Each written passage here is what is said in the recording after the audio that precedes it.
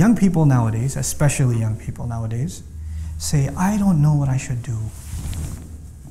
Ustadh, tell me what I should do. What should I major in? What kind of job should I do? And they don't do anything.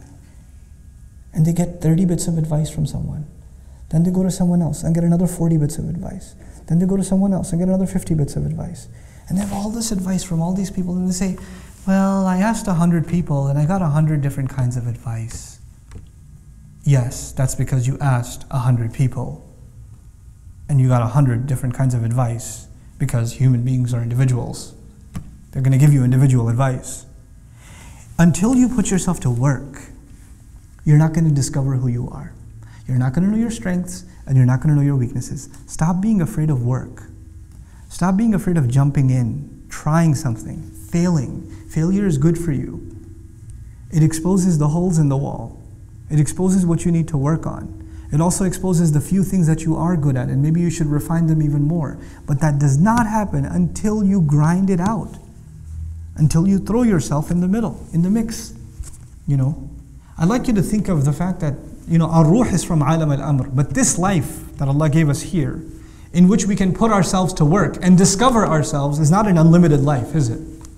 So, between coming of age and sleep, and then old age where you pretty much become senile, we don't have a lot of years to figure ourselves out, to put ourselves to work. So don't be afraid to try things.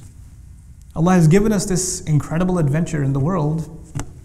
Don't be scared to try stuff. Try it. I mean, the fact that you've taken the adventure to try to learn Arabic is cool, but this is just the beginning. Try things in business. Try things in your education. Try things in, try a different kind of job. Try things. And if you live your life just afraid, I'm not sure if it's going to work or not. I'm not sure if I'm going to succeed at that or not. Those are the kinds of people that will only sit on the sidelines and not do anything in life. You know, you have to stop being afraid of failure. You have to work on your shakila. You have to let go of that inhibition. And once you let go of it, amazing things will happen in your life. When you stop being depressed about failures. You know, my favorite student, I've taught, Dream's been around for now 5, you guys are year number 5, it's crazy. You guys are year number 5. One of my favorite students of all time, I'm not going to name him. You know what his problem was? Allah created him not to learn Arabic.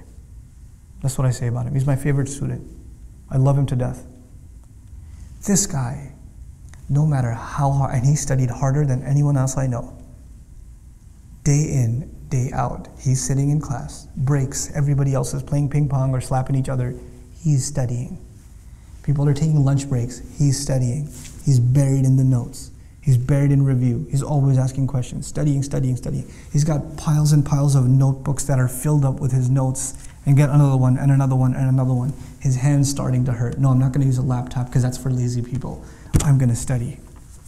And he's one of my close friends. He and I used to hang out a lot before. I was like, hey, why don't you come learn some Arabic? He goes, yeah, I'll do it. And he jumps in. And then now during the year, I call him, hey, you want to go hang out, get some pizza or something? No, bro, I got to study. I'm his teacher during the day. And at night, I'm telling him, hey, you want to go hang out? No, bro, I got to study. Thanks a lot. Click. And he, on so many exams, failed miserably. But I don't feel bad for him at all. That is effort worth doing. And there are people who did not apply themselves and got easy hundreds. And first of all, I don't even think it was worth their time, the education they received. And I don't respect what they did. I respect what he did. I'm going to try something and I'm going to give it my best. I'm not going to run at the first sign of failure. I'm not just going to walk away and just do something else. Where there's this idea that even the line of work you're going to do, the career, the pursuits you're going to make, the efforts you're going to make, so long as you find them enjoyable, you should do it. The moment you have a boring day or two, you should be like, I need to do something else. I'm going to move on to something else. Really? Really? This is not Jannah. You have good days and bad days. This life is like that. When favors are being showered, everything's happy. I'm perfect. This is the way I need to be. And the moment things don't go your way, kana ya'usa. You become super depressed. I don't know if this is the thing for me. I don't know if I should even be doing this. It happens to students. They fail one test.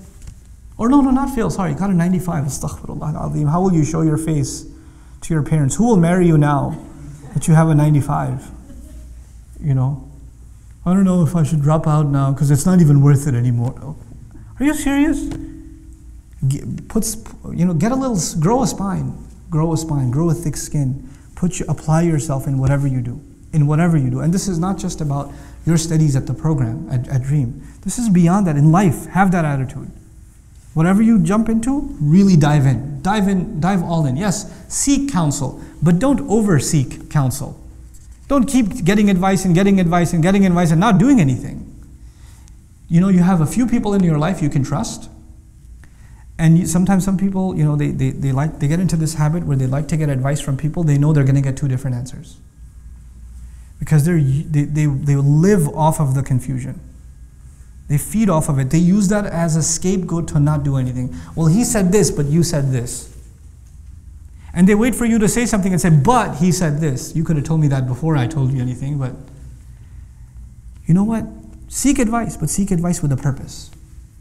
And seek advice with some trust. You shouldn't just ask random people. By the way, if you're seeking contradictory advice from people, you know what that says?